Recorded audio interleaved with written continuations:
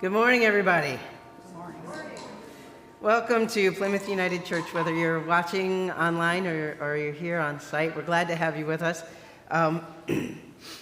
We have new lights, so it's pretty exciting. Hopefully, it'll be for better viewing online, and maybe you all can see us a little bit better too. If we squint, though, a little bit, understand we're just getting used to it.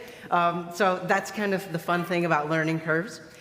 Next week is going to be super exciting, and that's kind of the wrong way to start this, because the next sentence is, I'm going away. Super exciting for you, I'm going away. But the South Central Conference is having our annual meeting, and we're going to be conducting conference business, voting on things and such. But I'll also be leading a workshop on the SCC becoming an open and affirming conference. So send prayers our way that goes well. And I also get to bring my box drum and play for some of the worship times, so that's going to be a whole lot of fun too. But that's not the most exciting part. The most exciting part, I think, is that Reverend Alicia Mills, who's our chair of spiritual formation for the kids, is going to be preaching and talking about our next new adventure for the kids here at Plymouth. We've been amping up kids stuff, and we want to do even more, so she's going to be talking about what that's all about. So please join us on site, join us online, and see how the Spirit is moving here at Plymouth. And then the following Sunday is just as exciting, I think, because June 5th is Pentecost. So, who has red things that they can wear? All the red things, all the time. I don't care if it's a scarf, a hat, a tie, just a red jumpsuit. Do they make jumpsuits? I don't know. But wear your red, celebrate Pentecost together, another celebration of the moving of God's Spirit from ancient times until now. And so, with all of that, I invite you to be with me as we intentionally set our hearts on the Spirit moving with us today.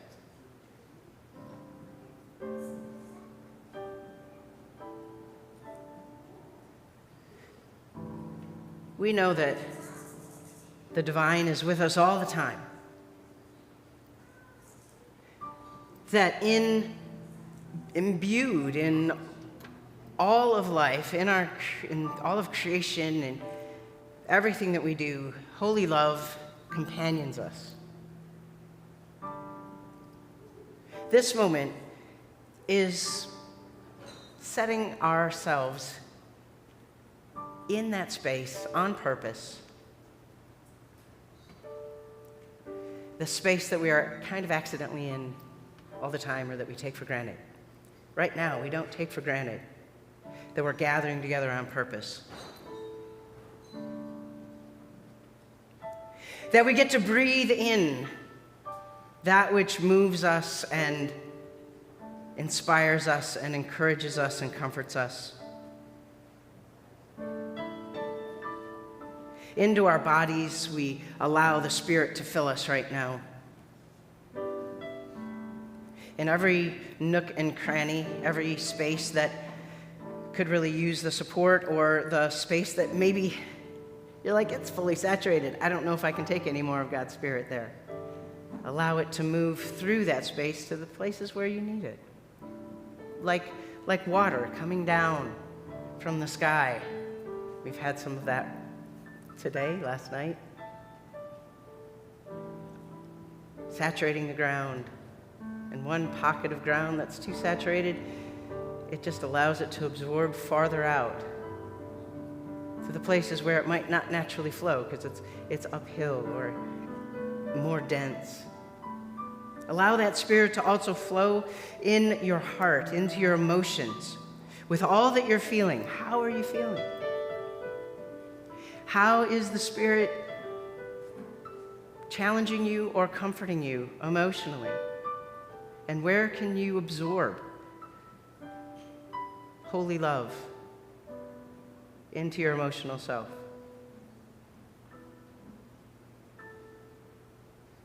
Intellectually, where do you find yourself kind of reaching in toward God's Spirit? Where intellectually, where are you thinking? And you say, I need vision and wisdom. I need discernment. Just like the wind blows and the leaves rustle in the wind, let God's Spirit blow into your thoughts. And the places that naturally kind of rustle, let them influence the places that you're stuck so that you can think with God's hope on God's journey. And the Spirit moves with your spirit as well. How is your spirit being uplifted, being saturated by God's own isness, by the essence of God's self? And how does that impact what we do this morning with each other in concert with our holy love? Breathe in that Spirit of God. Take in a deep breath like you're smelling a flower. Feel the heat of the Spirit like you're sitting around a fire on a cold day. And let it influence you and situate you intentionally in this time and in this space so that God's presence can expand our community and our own selves. Let us bring ourselves fully to this time and to this place.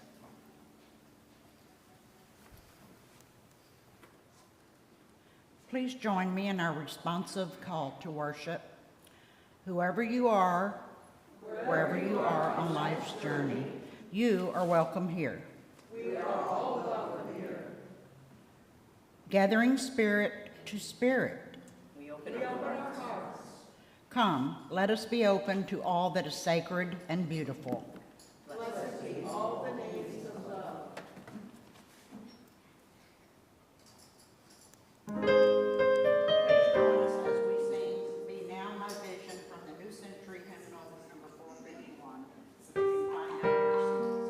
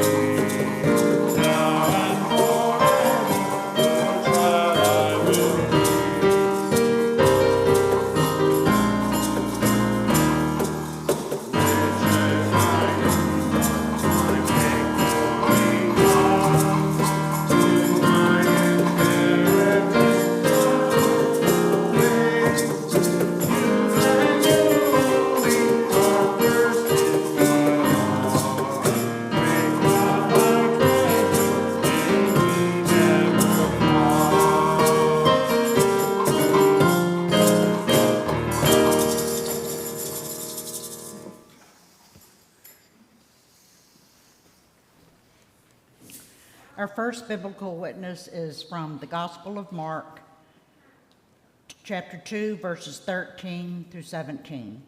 Jesus went out again beside the sea. The whole crowd gathered around him, and he taught them. As he was walking along, he saw Levi, son of Alphaeus, sitting at the tax booth, and he said to him, "Follow me." And he got up and followed him. And as he sat at dinner in Levi's house, many tax collectors and sinners were also sitting with Jesus and his disciples, for there were many who followed him. When the scribes of the Pharisees saw that he was eating with sinners and tax collectors, they said to his disciples, "Why does he eat with tax collectors and sinners?" When Jesus heard this, he said to them, "Those who are well have no need of a physician, But those who are sick I have come to call, not the righteous, but sinners.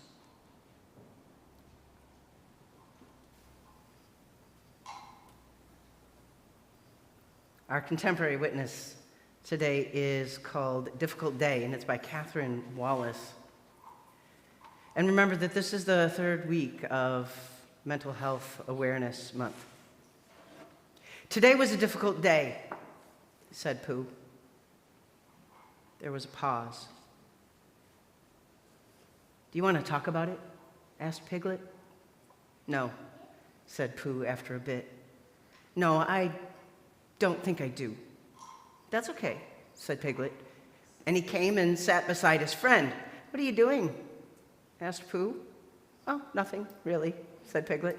Only I know what difficult days are like. I quite often don't feel like talking about it on my difficult days either. But goodness, continued Piglet, only I know what difficult days are like. Difficult days are so much easier when you know you've got someone there for you. And I'll always be there for you, Pooh. And as Pooh sat there, working through in his head his difficult day, while the solid, reliable Piglet sat next to him quietly, swinging his little legs, he thought that his best friend had never been more right. Difficult Day by Catherine Wallace. So first, let's talk about the story in the gospel. There are several instances where we learn that Jesus was walking around asking people to follow him. And for some reason, they did. Sometimes it was because he was healing people everywhere he went, and everyone wanted either to be in on being healed or at least associated with the healer. Here the story is being told that Jesus is walking around teaching rather than healing.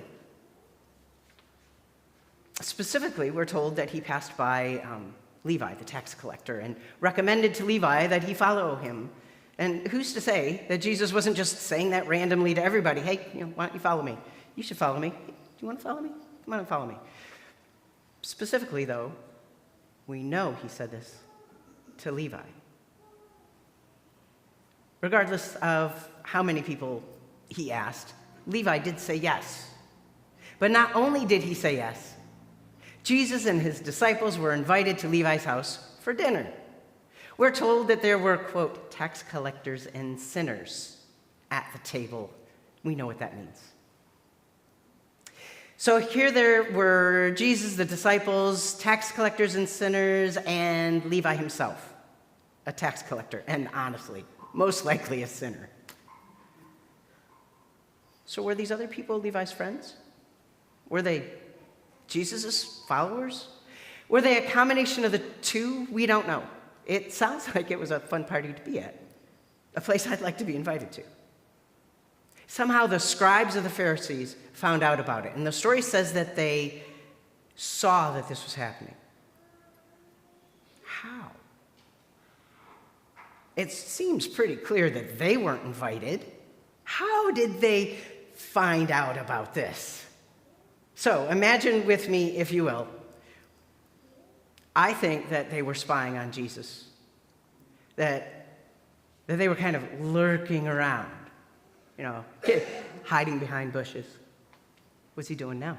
Where's he going now? Oh, look, he's going to Levi's. Okay, come on, let's go follow. And they hid maybe around the corner of the house.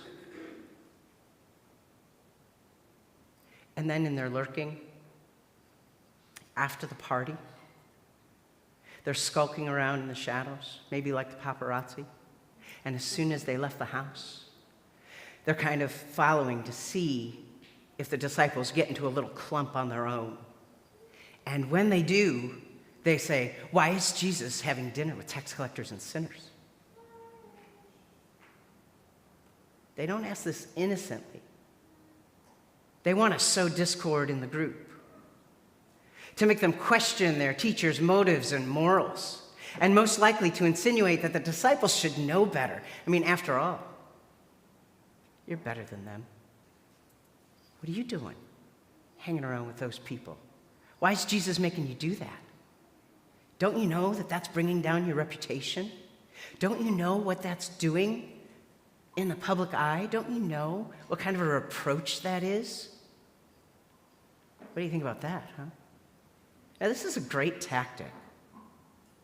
Bring down somebody's mental health by questioning their good judgment.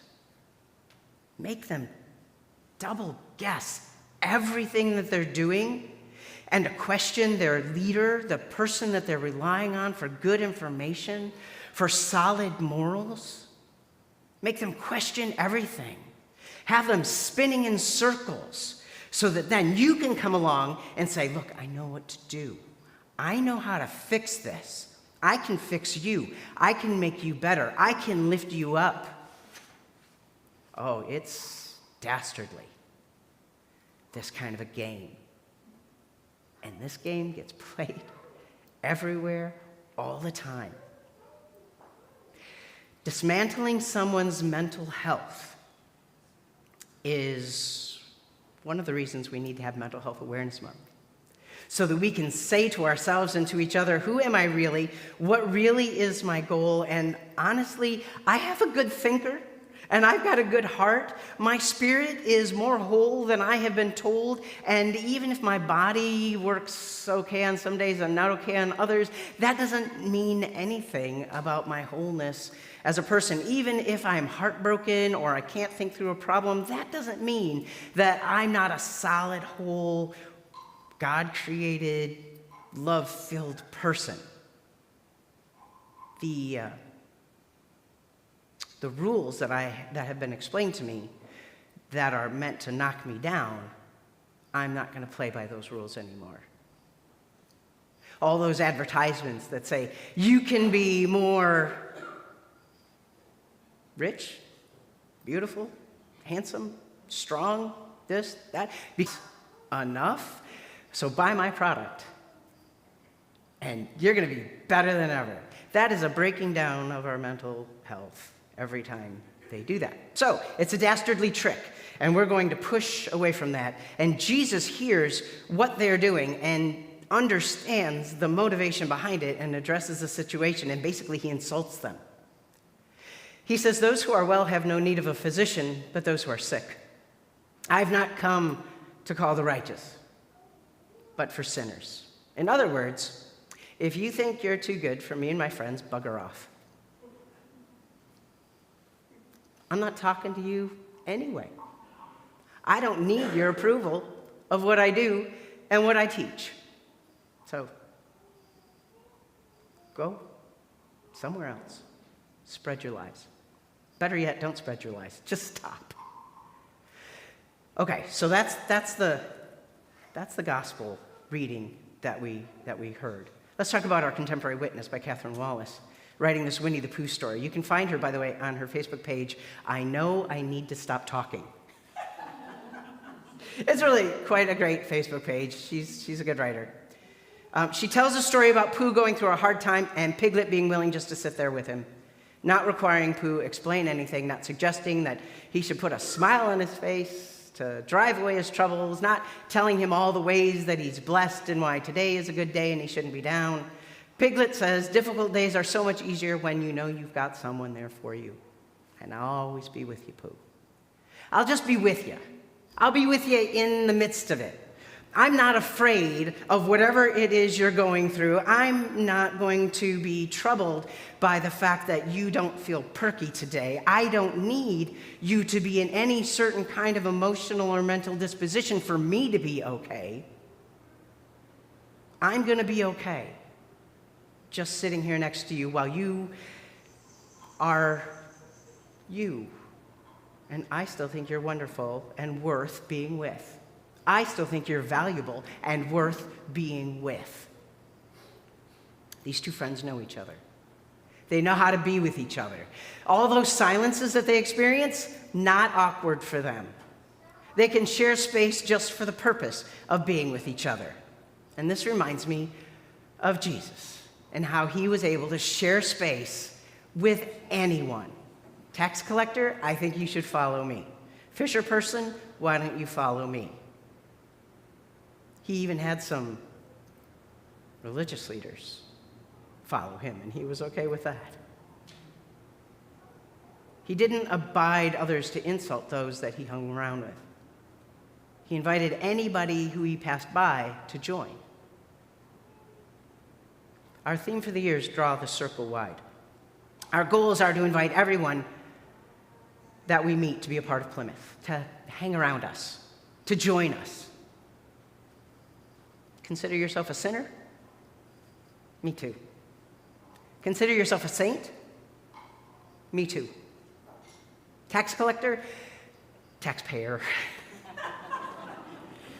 But still, the point. Are you a scribe? Even you can join us. Come be a part of Plymouth, as long as you embrace, include, and celebrate everyone else in the community. That's the rule. We've got to learn to love one another, no matter how different we are. The challenge of having a community that wants to grow, that truly wants everyone to feel welcome, is that our circle has to be the kind that expands. Have you ever walked into a room of people that you kind of maybe know a little bit, or maybe you don't know at all, and you just kind of can't figure out how to get into a conversation? You approach people and you see they're really into whatever it is they're talking about, and nobody kind of does this to acknowledge that you're there. Those are hard times. Those make you feel funny. You don't know what table that you can sit at. It's easier to come with a friend so you can at least have that person to sit with and talk to. But what if you end up being the only people that you talk to? I've gone to parties like that. I'm not actually the most extroverted person in the world, so I go into a big crowd of people that I don't know, and hopefully I've got a friend with me. And if I just sit there and talk to that friend all night long, I think, well, we could have done that at home.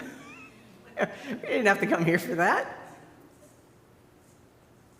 But at least you have a friend that you're able to talk to. It can be pretty discouraging trying to come into a closed circle. I remember in seminary, I was a part of a learning group during my internship. We had 2 different churches, and it was a whole year-long program, so 2 semesters. And the first semester, we went to our different churches. We had 2 churches, and our group separated, and I'll spare you all the details of how that went. But a part of our getting together was a class that a professor taught came to us, specifically in our context, to teach it. And it was great, and we bonded. It was a wonderful experience. And then the second semester happened, and we had a new class, and a new professor came in, and after the first week, she said, you're a really tight-knit group, which is really good. But I think I need to explain to you how hard it is to break into a tight-knit group. How difficult I'm finding it to be your professor, because you know each other so well. I'm having a hard time breaking in. So can you let me in a little bit more? And then she proceeded to talk about that in terms of churches that are really, really tight, and how beautiful and wonderful it is, but how hard it is for people to come in. And obviously, that stuck with me more than the class itself, because I don't remember what she taught us. But that learning kind of held a mirror up and was super helpful. And one thing that I appreciate about Plymouth is our willingness to share an open circle, to greet visitors. Jeff and I talk about how wonderful it is to watch people flock around a visitor, how cool that is, how, we try not to overwhelm them, not everybody at once, I'll take your turn. But that's a good thing. And when I see any of us in the community reach out to someone exploring on a Sunday service morning, it makes my heart happy. One of our goals is widening our circle. So I want to create a team of folks who want to reach out after Sunday morning. What would it be like to have a team of people that looks at who the visitors have been, that say, I would love to text somebody and say, I hope to see you again on Sunday, or can we meet for coffee, or do you have any questions about Plymouth? Or I'm new here too, and I'd like to get to know you. Anything like that happens over the course of several weeks, so that people feel like we care about them as people, not just as people on Sunday morning, But as people, we want them to weave into the fabric of our community, whether it's people who are joining online or here on site. How do we follow through so that people know it is an open circle? Because this is the best way to share our values of expansive welcome. And it's something that we can do. We really can. Simply being kind to folks who know how to be with whoever you are and wherever you are on life's journey. So let me know if you feel like you're being prompted to be a part of a team like that, to help reach out, to show the follow me isn't just follow me so that we have a nice, robust Sunday service, but follow so that we can love each other better, so that we can learn what it means to be with you, so that when you have a difficult day, you're not alone, that our little legs are the ones kind of shaking on the wall and just being together. Let me know if you feel that calling.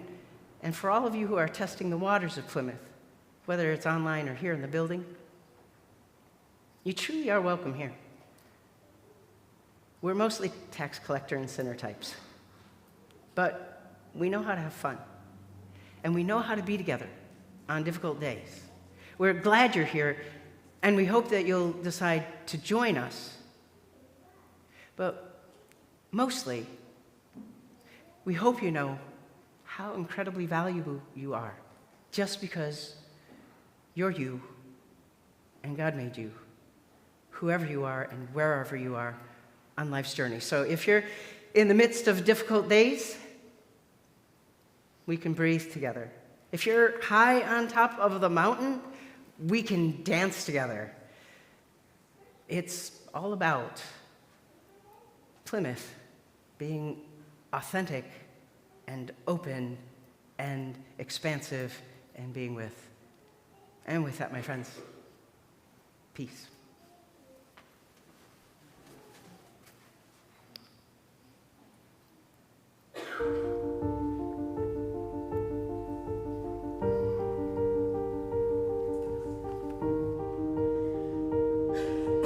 I keep fighting voices in my mind that say I'm not enough.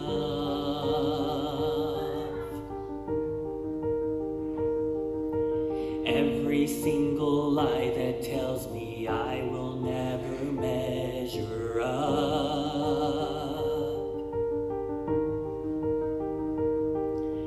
Am I more than just the sum of every high and every low?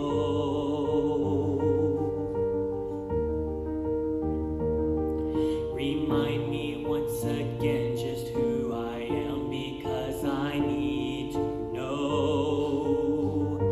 Ooh, oh, you say I am loved when I can't feel a thing. You say I am strong when I think I am weak. You say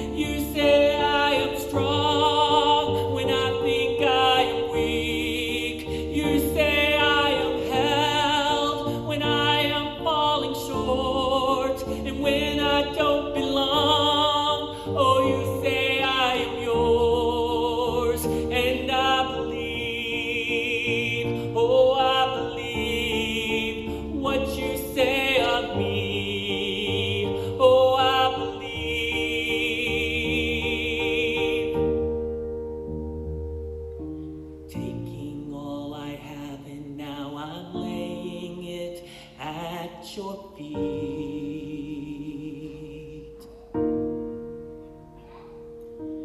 You have every failure, God. You have every victory. Ooh, oh, you say I am loved when I can't feel a thing. You say I am strong when I think I am weak. You say I am held when I am falling short and when I don't belong. Oh, you say I am yours, and I believe. Oh, I believe what you say of me. I believe. Oh, I believe. Yes, I believe what you say of me. I believe.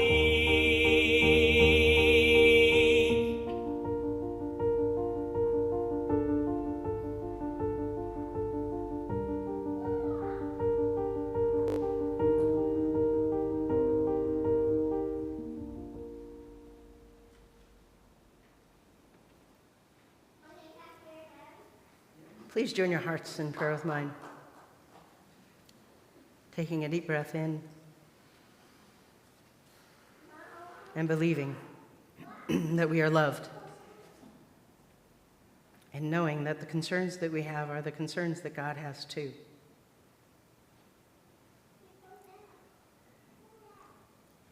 Today, my heart is agitated for all the pain that happened in Buffalo at the shooting at the grocery store and those people killed and all those terrorized around, and just the whole country terrorized by racially motivated killings like that. I'd like us to breathe a prayer that this kind of violence would stop, and even more immediately that there would be some kind of comfort for those who are so distraught.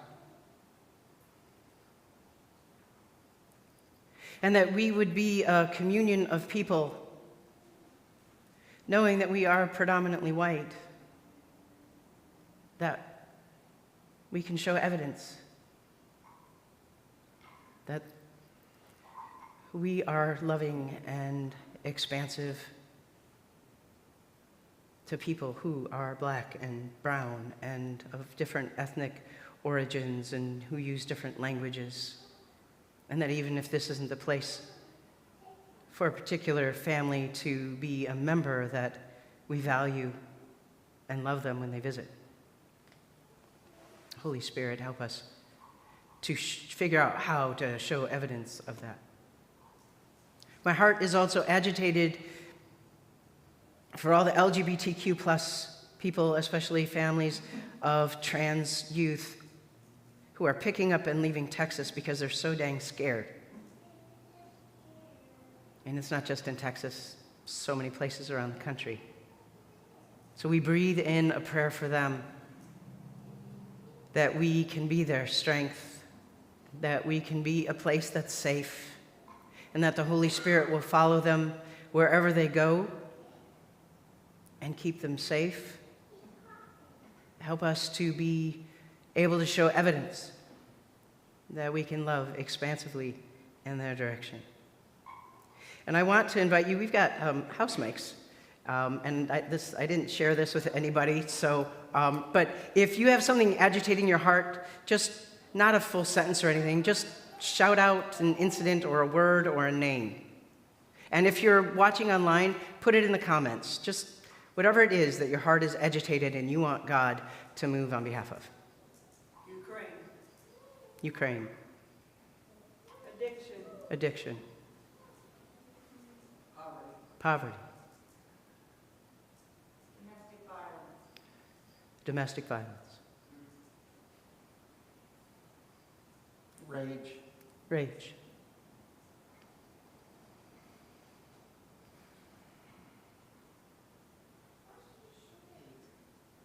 With all these things and so much more that are in our hearts, we We ask our prayers to ascend, to expand to all that is holy love, knowing that God isn't just up high, God is spherical below and to the side of us as well. So we cast this net of prayer as broadly as possible and let it shimmer in the holy love of grace and mercy, and we demand an answer of some kind, that we know how to make this world a better place, that we know how to walk in Christ's footsteps, that we are the love that needs to be in the world, and that we are also the shield. Like Jesus was the shield for his disciples.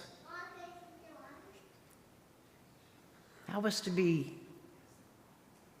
all that you want us to be, and to believe in ourselves the way you believe in us, and to spread that teaching as broadly as possible so others can believe in themselves the way you believe in them, and that love net that is created makes a confidence that allows people to have their mental health not deteriorated by snide remarks or manipulative means. We thank you, holy love, for supporting us, for showing us who you are through each other. And because we do this work with one another, and because we're stronger together, let us lift up our voices in these words of prayer, saying, Holy love, we accept your invitation to walk with you and with each other. When we are feeble, help us reach out to your strong arm. When we are in trouble, help us call on your grace without guilt. Increase our faith when our destination seems distant and our hearts are heavy. Remind us that our doubts are evidence of thinking and feeling deeply. Draw us close as a family of faith. Where there is discord, help us mend.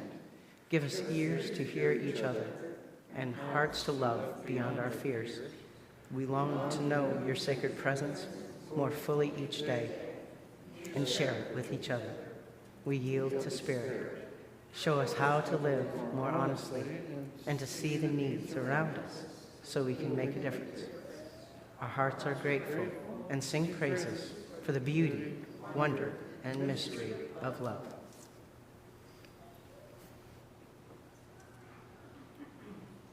Each week we collect 2 offerings. One is for the church, which goes into our general fund for the running of the church and our ministries. The second is the loose offering, which is sent to a designated charity, which changes each week. If you brought your offering in person today, you're welcome to drop it in the offering box in the back. It's the glass church near the doors to the narthex. Our loose offering for today will go to NAMI, which stands for National Alliance on Mental Illness. They envision a world where all people affected by mental illness live healthy, fulfilling lives supported by a community that cares. They provide advocacy, education, support, and public awareness. Through our financial contributions to NAMI, we help to ensure that individuals or families are not alone on their mental health journey. If you would like to give to our general fund, to the loose offering, or to both, you can use bill pay from your bank, send us a check, use the Plymouth app, or use PushPay according to the directions on your screen. And as always, thank you for supporting Plymouth and the ministries of the loose offering.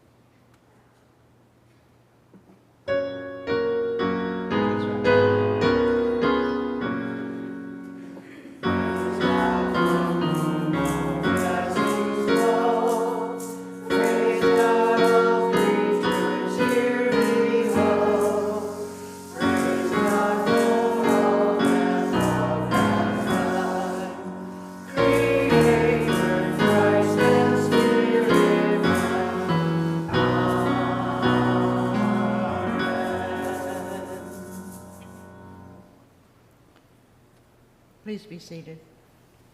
Please join me in our responsive offertory prayer. Some of us give out of our abundance. Others give out of our scarcity. For all these gifts, we seek your blessing. To be a source of healing. To be a resource of freedom for the oppressed. To proclaim good news that all are loved and cherished by God. Please join us as we sing Draw the Circle Wide from the Sing Book number 123, which you can find under your seat.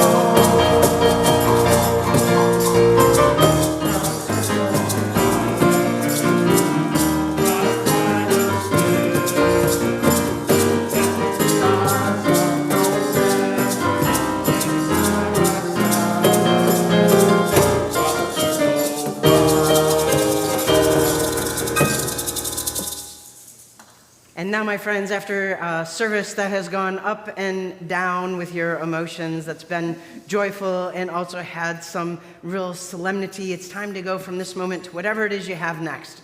And I hope whatever it is that you have next brings you to a place where you know that you are valued, where you feel the love in your heart, and where you know that God's mercy surrounds you and that we are one people. So go forth in the love of God, knowing that God believes in you.